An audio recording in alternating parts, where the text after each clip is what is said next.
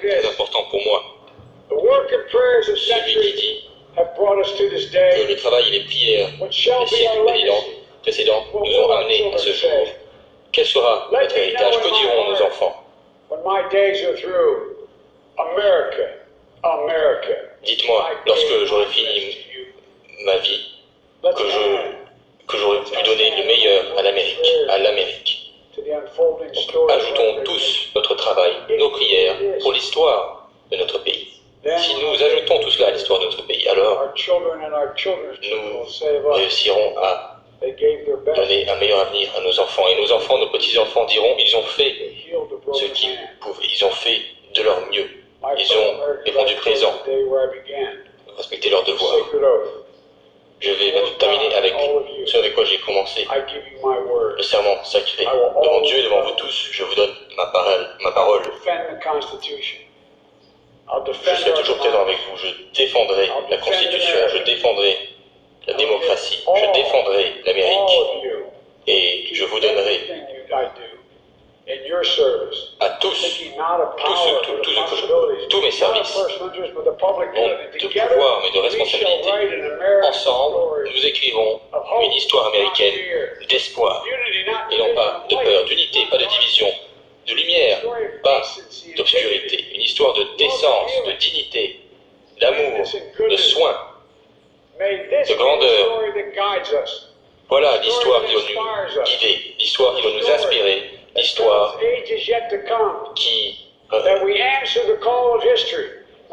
répond à nos questions, qui montre que nous allons être présents à l'avenir face à la démocratie, l'espoir, la justice, et que ces valeurs ne sont pas mortes alors que nous étions aux affaires, mais plutôt que cela a prospéré. Que l'Amérique demeure un phare pour le monde. Voilà ce que nous devons faire, tous ensemble et les générations à venir. Donc, avec ambition, avec résolution, nous allons prendre à bras le corps cette tâche de notre temps, de notre ère. Grâce à la foi, à la conviction, à notre dévouement pour notre pays, que nous aimons de tout notre cœur, nous pourrons réussir. Que Dieu bénisse l'Amérique, que Dieu protège nos troupes. Merci à l'Amérique.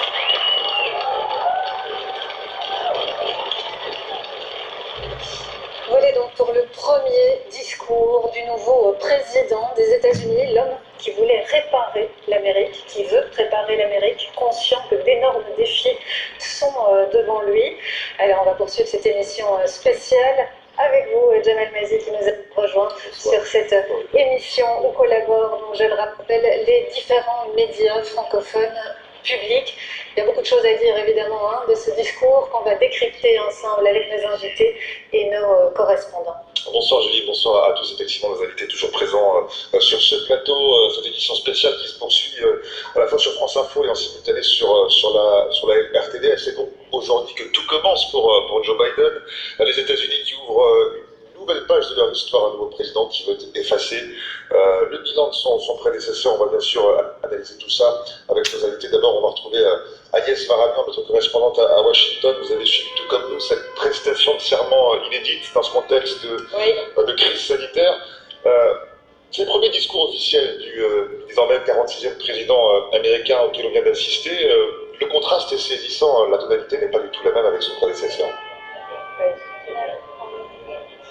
Ah, complètement. Vous savez, il y a 4 ans, Donald Trump d'abord parlait à sa base et il avait fait un discours assez noir, décrivant les drames qui touchaient l'Amérique. Il avait parlé aussi de ces drames de l'immigration qui entachaient le pays. Il avait dit que tout ce carnage allait s'arrêter. Aujourd'hui, ce qu'on a entendu de la part de Joe Biden, c'est d'abord un discours d'unité, un appel, le mot qu'il faut retenir sans doute, c'est All Americans. Il a demandé à tous de se rassembler derrière lui, faisant d'ailleurs finalement assez peu référence à lui-même, comme si le destin de l'Amérique était bien plus grand que sa personne. Et il a dit, il faut se rassembler, soigner, construire, gagner. Nous vaincrons ensemble parce que nous sommes de bonnes personnes. Vous savez, c'est une expression extrêmement américaine, c'est-à-dire que les gens de bonne volonté, au pays de l'individualisme, eh bien, peuvent accomplir de grandes choses. Il a rappelé l'histoire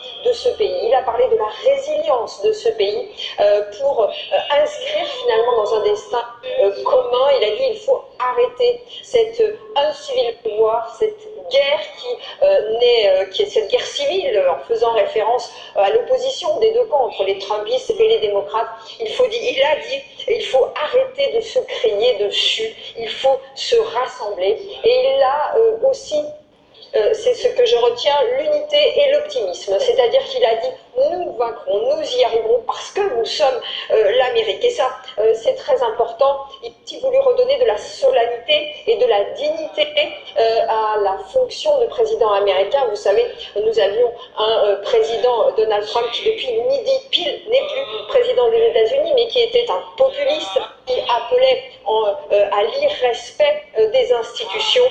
Là, Joe Biden a les députés des deux camps, et puis surtout, il a aussi fait référence à la foi, à la Bible, à la religion. Il a cité l'auteur catholique Saint Augustin, et il a prêché, en quelque sorte, on l'a vu à la fin de son discours, avec des mots extrêmement forts, en disant, c'est comme dans la Bible, nous serons heureux lorsque le soleil se lèvera. Cela veut dire quand l'Amérique aura à nouveau accompli de grandes choses. Merci beaucoup Agnès en direct de Washington. Vous restez bien sûr avec nous, puisque cette cérémonie n'est pas tout à fait terminée, elle est loin d'être terminée même. Avec nous, j'aimerais, Jeffrey Hawkins, vous êtes ambassadeur des États-Unis, évidemment, vous êtes le seul Américain présent sur ce plateau. J'aimerais vous entendre, ce que vous avez ressenti, l'impression que vous a donné justement Joe Biden, désormais le tout nouveau président des États-Unis. Je dois dire qu'aujourd'hui, je ne suis pas ancien ambassadeur américain, je suis américain. Point. Et j'ai été profondément touché par ce discours. Je trouvais que c'était le discours qu'il fallait pour le moment que nous vivons en ce moment. Il a parlé brièvement de sa politique, le climat, etc. Mais c'était un discours qui était censé rassembler les Américains. Il a dit directement aux gens en face, finalement, croyez-moi, écoutez-moi. Si vous ne suivez pas, c'est à vous de choisir, mais au moins écoutez-moi et laissons à côté les mensonges et la division. Nous serons jugés, dit-il, nous serons jugés sur ce que nous allons faire ensemble. Absolument. Et justement sur la forme aussi. Biden, c'est quelqu'un qui a parfois du mal à parler, c'est quelqu'un qui est reconnu comme quelqu'un qui fait des gaffes partout, c'est quelqu'un qui bégaye aussi. Et là, il a donné un discours parfait. Et pour quelqu'un qui est assez âgé, etc., je pense qu'il a bien démontré aujourd'hui qu'il est à l'auteur de la tâche qu'il attend. On va écouter en direct, justement, on est toujours ici au pied du Capitole, ce poème cité par Amanda Gorman. Elle a 22 ans, c'est la plus jeune poétesse, il faut dire, c'est la jeune poétesse officielle des États-Unis, jamais invitée à une cérémonie d'investiture en ligne. Never-ending shade. The loss we carry, a sea we must wade. We've braved the belly of the beast. We've learned that quiet isn't always peace. And the norms and notions of what just isn't always just is. And yet the dawn is ours before we knew it. Somehow we do it. Somehow we've weathered and witnessed a nation that isn't broken, but simply unfinished. We, the successors of a country and a time where a skinny black girl descended from slaves and raised by a single mother can dream of becoming president, only to find herself reciting for one. And yes, we are far from polished, far from pristine, but that doesn't mean we are striving to form a union that is perfect. We are striving to forge our union with purpose, to compose a country committed to all cultures, colors, characters, and conditions of man. And so we lift our gaze not to what stands between us, but what stands before us. We close the divide because we know to put our future first. We must first put our differences aside. We lay down our arms so we can reach out our arms to one another. We seek harm to none and harmony for all. Let the globe, if nothing else, say this is true. That even as we grieved, we grew, that even as we hurt, we hoped, that even as we tired, we tried, that we'll forever be tied together, victorious, not because we will never again know defeat, but because we will never again sow division. Scripture tells us to envision that everyone shall sit under their own vine and fig tree, and no one shall make them afraid. If we're to live up to our own time, then victory won't lie in the blade, but in all the bridges we've made. That is the promise to Glade, the hill we climb if only we dare it, because being American is more than a pride we inherit. It's the past we step into and how we repair it.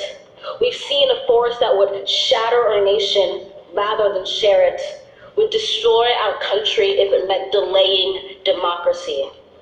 And this effort very nearly succeeded. But while democracy can be periodically delayed, it can never be permanently defeated.